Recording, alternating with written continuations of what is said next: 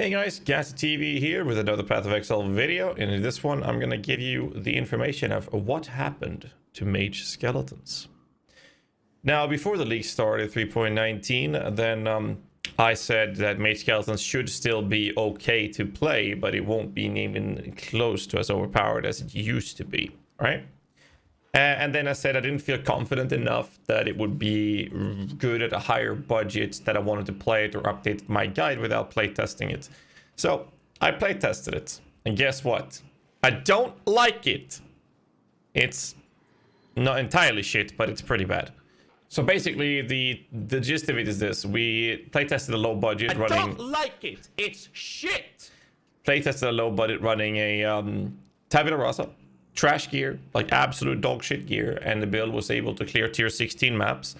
Then again, not very fast, and the DPS felt kind of lackluster because they cut the DPS by about 50%. It was also able to do either worlds and endgame bosses. Took a while, but still manages to do it. And it's not really that bad. You know, that's fine on a low budget, right? But once you start investing your character, you kind of want to see a progression of your character actually getting a noticeable difference in terms of efficiency. So I tried out a little higher budget, and it felt very lackluster in terms of damage. No matter how much I invested into damage, it still felt really, really bad. And when I say no matter how much I invested in terms of damage, and it still felt really bad, let me show you my gear. So we have a perfect implicit with the highest deafening essence of fear minion gloves. We have brittle boots. We have a scaling flesh crafter. We have a one tier on the cemetery away from a mirror wand. We have just a couple of tiers off from a mirror helmet. We have a literal perfect Ashes of the Stars. Thank God for that, Divine Orb. We have an Aegis, and we have rings with 16 tier 1 attack gas speed, and one that is mirrored that gives it a 35% increase cast attack speed, which is actually a higher DPS increase than minion damage. Defensively, I got a Mage Blood and just went completely crazy on it. So the build is close to immortal. It's, according to PUB, it's actually unkillable, which is really funny without the Mage Blood, mind you. Because the Mage skeleton in the high body version has an infinite amount of EHP, and this is because of the way the recovery works. Now, for reference, for those of you who want some numbers, this character has 71,000 consistently, permanently set armor. So 71,124. Every time my character blocks an attack. Welcome to the crew line. Speak of immortal and he shall appear. He's so much immortal for some, I appreciate it. Every time I block, I will recover 2% of the energy of this armor as energy shield. That means that every time I block, I gain 1400 ES. I have 6.5k. Besides this, I have a passive energy shield regen of 223 energy shield per second.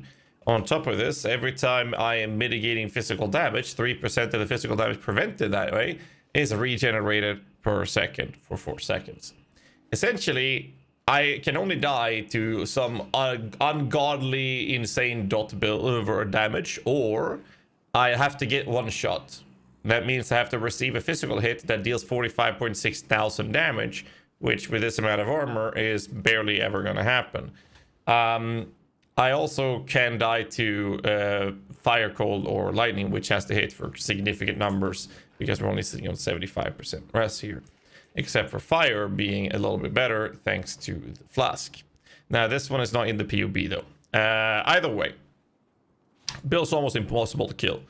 However, despite this amount of investment, the DPS output still feels really, really bad. I wouldn't want to bring this character into uber endgame bosses. It would take too long to kill them, and it would just feel bad in my opinion. And eventually you would die to the degen or dots or one of the bigger abilities, because it's not going to be able to tank that.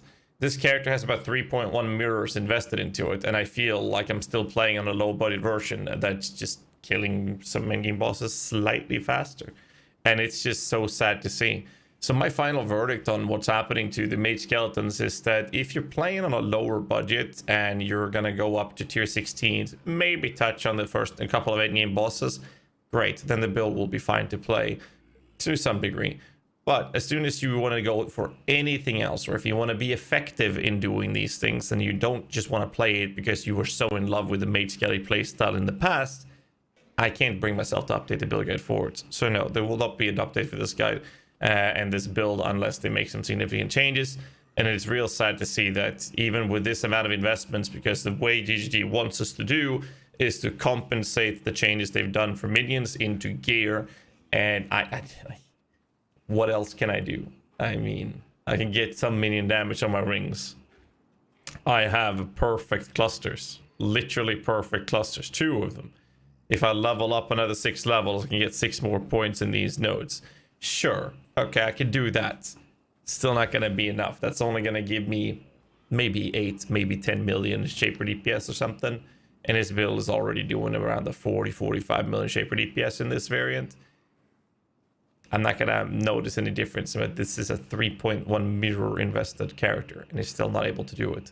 So, verdict is this. Low budget, fine to tier 16, fine till initial in-game bosses. A little bit slow, but it's still very sturdy and actually survives it pretty well. As soon as you start investing into your character, the efficiency per currency invested is down the fucking drain. That's all I have for you today. Make sure you hit the like button, subscribe for more content. I'll catch you guys in the next one. Till then, stay safe. Keep rocking.